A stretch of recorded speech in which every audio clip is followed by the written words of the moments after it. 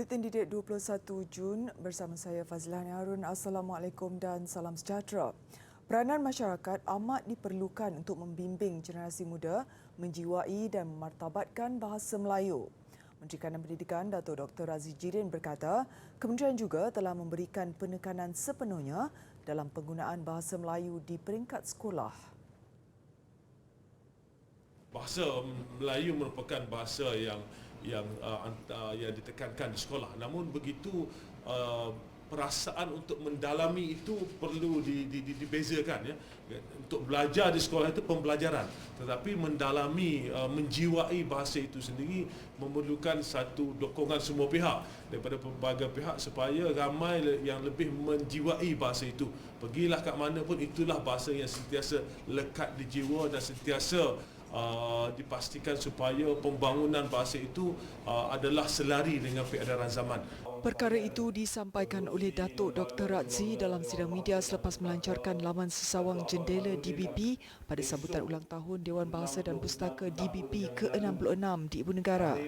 Hadir sama pengerusi Lembaga Pengelola DBP Datuk Seri Dr. Awang Sarian dan Ketua Pengarah DBP Datuk Awang Salihuddin Abang Syukiran. Datuk Dr. Razi juga menekankan keperluan pelapis pejuang bahasa membabitkan golongan belia pada masa kini, ia untuk memastikan pembangunan bahasa selari arus semasa. Saya akan mematuhi sepenuhnya. Sementara itu, Kementerian Pendidikan akan melaksanakan satu pasca nilai menyeluruh berkaitan isu ketidakhadiran calon peperiksaan Sijil Pelajaran Malaysia SPM. Datuk Dr. Razi Jidin berkata, isu ketidakhadiran calon bukanlah suatu isu baru. Malah angka sekitar 10,000 calon tidak hadir pada peperiksaan tahun lalu adalah lebih kurang sama dengan angka yang dicatatkan pada tahun-tahun sebelumnya. Katanya, walaupun beberapa faktor menyumbang kepada keputusan calon tidak menduduki peperiksaan SPM telah dikenal pasti sebelumnya, kementerian tetap akan menjalankan satu analisis untuk mengenal pasti pendekatan menyeluruh dalam memastikan perkara ini tidak berlarutan. Yang perkara yang kita lihat secara lebih menyeluruh, dia tak boleh kita lihat secara piecemeal dalam konteks menyelesaikan perkara ini, kerana perkara ini perkara yang dah berlarutan sekian lama. Datuk Dr. Razi berkata usaha kementeriannya dalam menerapkan konsep Sekolahku Sejahtera untuk memupuk minat pelajar kepada sistem persekolahan boleh dilihat sebagai langkah yang boleh diambil untuk menangani masalah itu. Beliau yakin isu itu perlu diteliti satu persatu bagi mencari pendekatan atau mekanisme yang sesuai untuk menanganinya.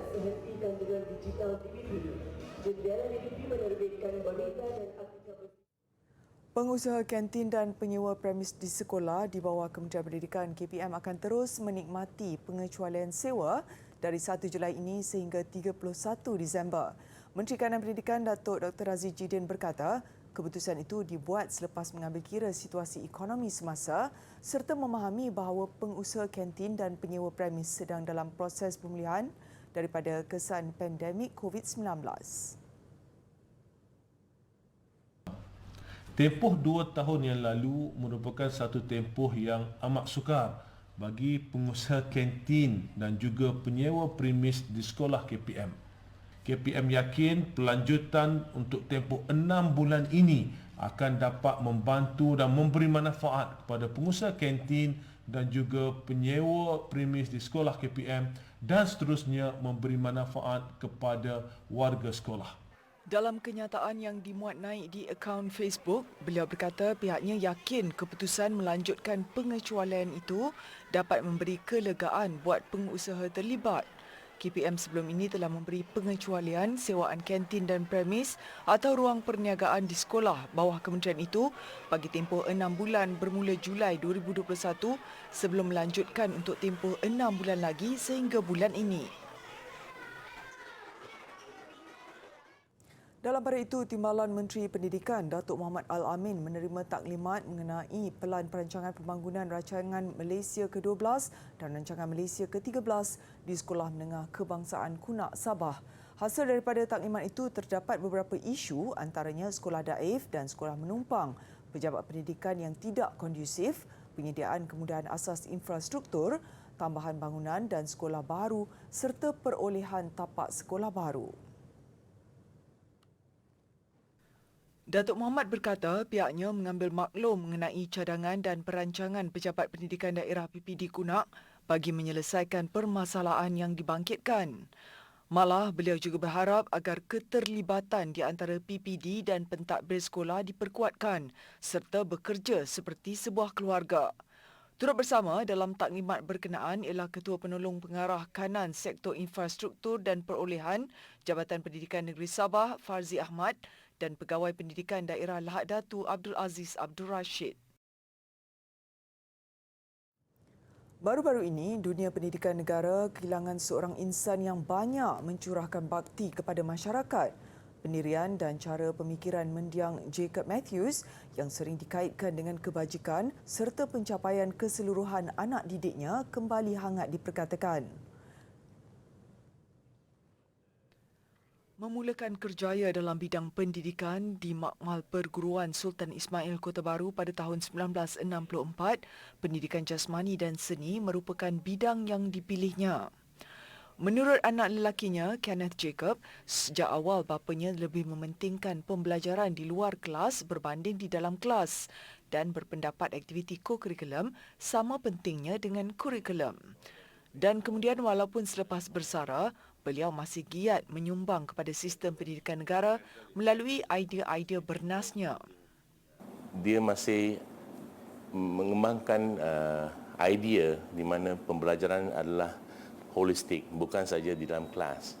So dia tidak berapa setuju dengan cara penilaian sekarang di mana mereka mengukur berapa A yang seorang pelajar dapat.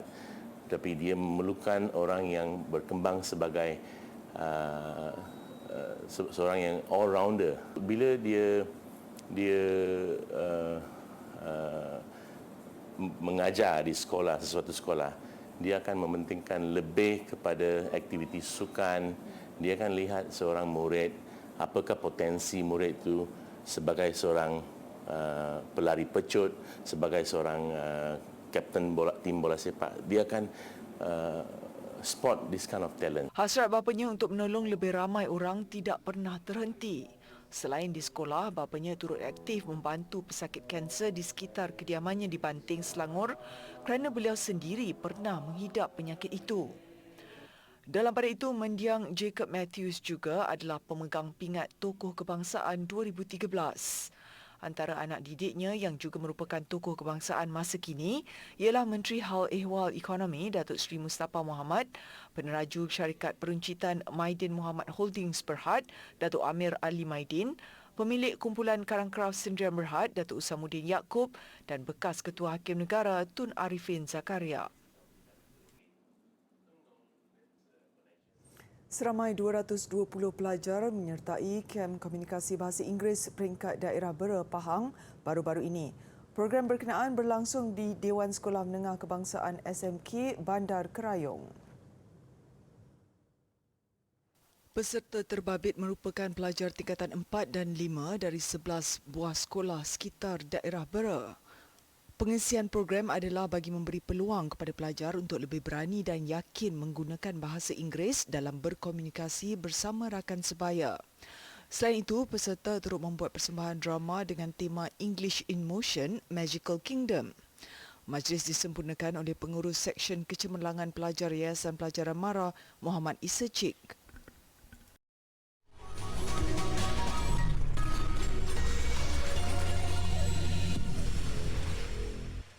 Jabatan Bomba dan Penyelamat Negeri Selangor mengesahkan 4 murid sebuah sekolah rendah swasta di Subang Jaya mengalami loya dan pening kepala selepas terhidu gas bocor dari penunu Bansen.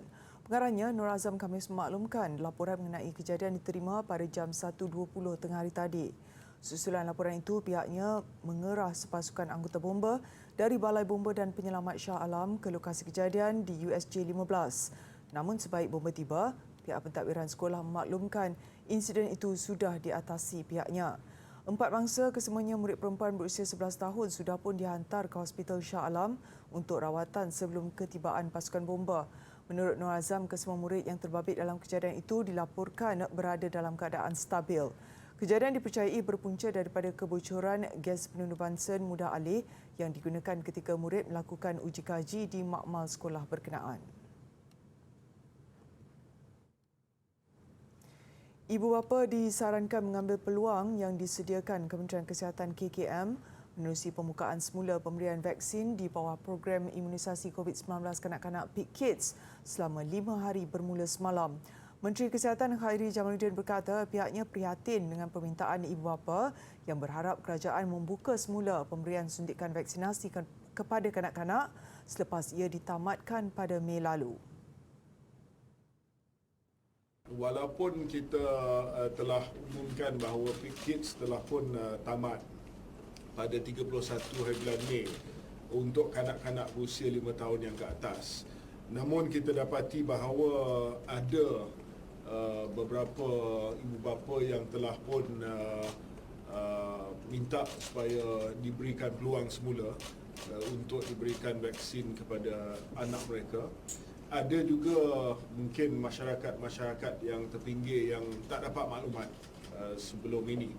Tambahnya, seramai 397 kanak-kanak telah disuntik pada hari pertama pembukaan semula Peak Kids semalam dan daripada jumlah itu, seramai 150 penerima baru mencapai umur 5 tahun. Jelas Khairi, angka itu dijangka meningkat sepanjang tempoh kempen Peak Kids Siri 2 berlangsung. Berdasarkan laman sesawang COVID Now, 1.72 juta atau 48.4% kanak-kanak berusia 5 hingga 11 tahun di negara ini telah menerima sekurang-kurangnya 1 dos vaksin COVID-19.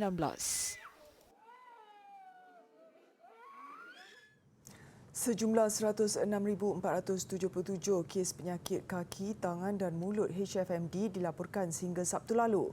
Ia meningkat 39 kali ganda berbanding jumlah kes bagi tempoh yang sama tahun lalu iaitu 2,710 kes. Bagi tempoh minggu ke minggu, terdapat penurunan sebanyak 19.3% iaitu daripada 13,077 kes pada minggu sebelumnya kepada 10,556 kes pada Minggu Epidemiologi 24. Dalam satu kenyataan, Ketua Pengarah Kesihatan Tan Sri Dr. Nur Hisham Abdullah memaklumkan Selangor mencatat kes tertinggi iaitu 29,880 kes. Diikuti wilayah Persekutuan Kuala Lumpur dan Putrajaya 11,687 kes. Perak 10,938 kes, Johor 7,052 kes dan Kelantan 6,532 kes. Sementara negeri-negeri lain mencatatkan sekitar atau kurang daripada 6,000 kes. Kes HFMD kerap berlaku dalam kalangan kanak-kanak berumur 6 tahun ke bawah iaitu 95,175 kes atau 89% diikuti oleh kumpulan umur 7 hingga 12 tahun iaitu 9,183 kes atau 9%.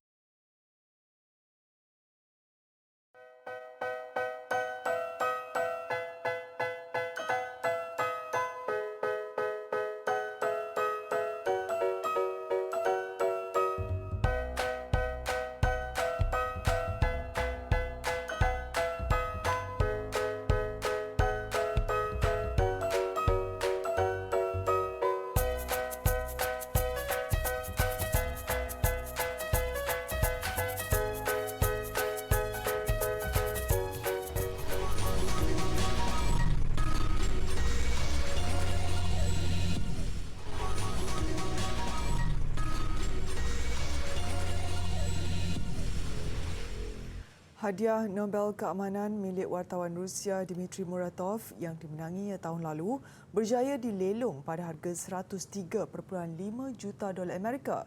Tujuan lelongan itu ialah bagi mengumpul dana bagi membantu kanak-kanak pelarian Ukraine. Majlis lelongan dikendalikan oleh Heritage Auctions di New York, Amerika Syarikat. Nama pembeli tidak didedahkan tetapi disahkan dari luar Amerika Syarikat. Majlis diadakan bersamaan sambutan Hari Pelarian Sedunia. Sebelum ini, harga paling tinggi pernah dibayar untuk hadiah Nobel ialah 4.76 juta dolar yang dibayar pada tahun 2014. Ia selepas penyelidik bersama yang menemui struktur DNA, James Watson membuat keputusan menjual hadiah Nobel yang dimenanginya pada tahun 1962 itu. Menurut pemiliknya, Muratov, beliau tidak menyangka medal Nobel Keamanan itu akan mencapai harga sehingga 103.5 juta dolar. Begitupun, Muratov tetap dengan pendiriannya supaya semua wang yang diperolehi daripada hasil lelongan itu diserahkan kepada tabung kanak-kanak Pertubuhan Bangsa-Bangsa Bersatu UNICEF. Sebelum ini, Muratov turut menyerahkan hadiah sampingan wang tunai $500,000 yang diperolehinya bersama medal emas itu bagi tujuan kebajikan. Muratov berkongsi hadiah itu dengan wartawan dari Filipina, Maria Ressa. Mengikut laporan, medal yang dimenangi Muratov itu hanya mengandungi 175 gram emas 23 karat dan hanya bernilai $10,000.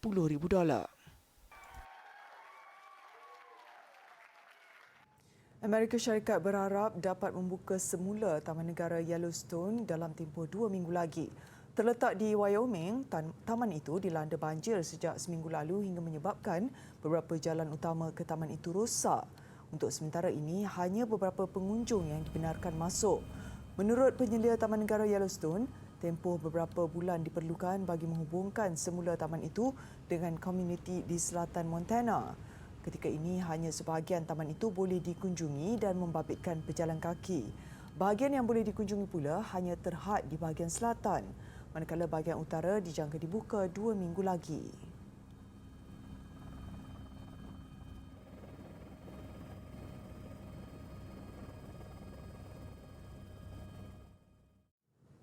Ramai penduduk United Kingdom mula berkumpul bagi meraihkan bermulanya hari siang yang lebih panjang. Stonehenge antara kawasan tumpuan mereka. Mereka berkumpul bagi menyaksikan matahari terbit di belakang beberapa bongkah batu lama dan berbentuk ukiran. Kebanyakan mereka mula berkumpul di sini sebelum waktu subuh. Pelbagai pemandangan menarik boleh disaksikan. Fenomena itu juga adalah waktu siang yang paling panjang pagi tahun ini. Pada waktu puncaknya, terutama sebelum pandemik COVID-19, jumlah pengunjung yang membanjiri Stonehenge pernah mencapai sehingga ribuan orang.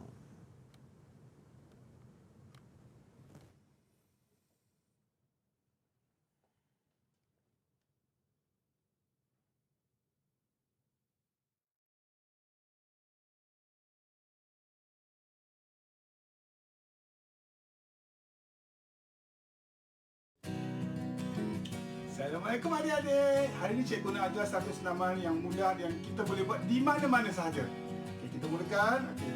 Cantumkan kedua-dua tangan kita, tolak ke hadapan. Okay, tarik ke atas. Bawa ke hadapan semula. Kita gerak ke kanan. Ke hadapan. Ke kiri dan kita berakhir di hadapan semula. Itu sahaja untuk hari ini. Terima kasih. Bye-bye.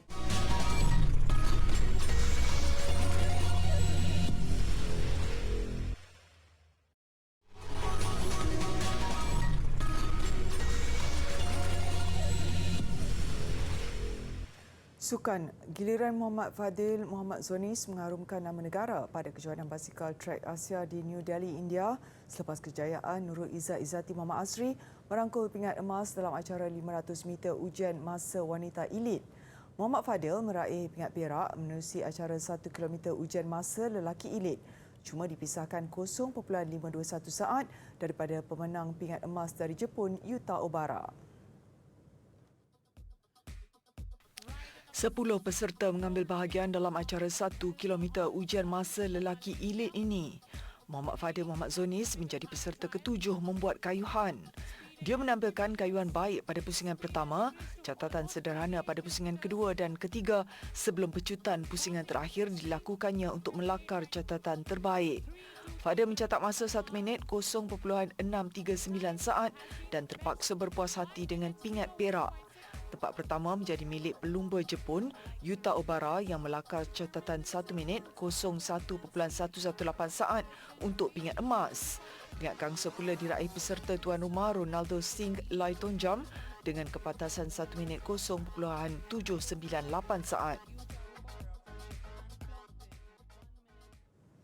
Korea Selatan menampakkan kesungguhan untuk menjadi tuan rumah kejohanan bola sepak Piala Asia 2023 selepas penarikan diri oleh China. Pernah menjadi hos bersama Piala Dunia 2002, Korea Selatan akan membuat bidaan pada kejohanan yang dijadual pada bulan Jun tahun depan itu. Presiden Korea Selatan Yoon Suk Yeol menyokong penuh usaha untuk bergelar tuan rumah Piala Asia 2023 dan sudah mengarahkan Menteri Sukannya untuk memastikan mereka memperoleh hak penganjuran. China sepatutnya menjadi tuan rumah kejohanan itu tetapi terpaksa menarik diri selepas gagal mematuhi dasar sifar COVID-19 yang ditetapkan oleh Konfederasi Bola Sepak Asia AFC. Berikutan itu, AFC membuka bidaan baru untuk menganjurkan Piala Asia 2023 bulan lalu. Difahamkan selain Korea Selatan, turut menunjukkan minat menganjurkan Piala Asia ialah Qatar dan Australia. AFC menetapkan negara yang berminat mesti mengesahkan bidaan mereka selewat-lewatnya pada 30 Jun ini.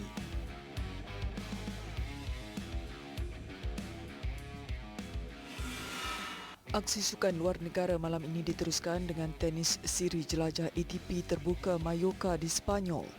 Antara yang paling mencuri tumpuan pertemuan pusingan pertama, pemain berpengalaman tuan rumah Feliciano Lopez menentang Talon Griekspoor dari Belanda.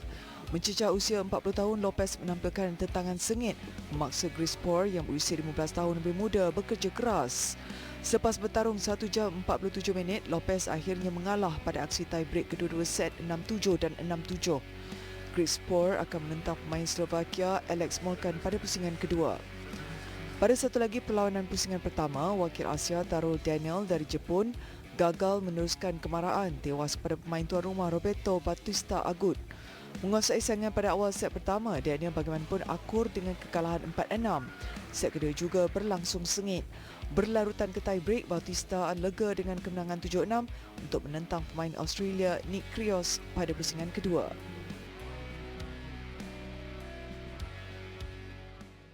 Visual tertangkapnya seekor ikan pari air tawar terbesar di dunia mengakhiri buletin didik malam ini. Pari terbabit berukuran hampir 4 meter panjang dengan berat kira-kira 300 kg. Saya Fazilah Harun, Assalamualaikum dan salam hormat.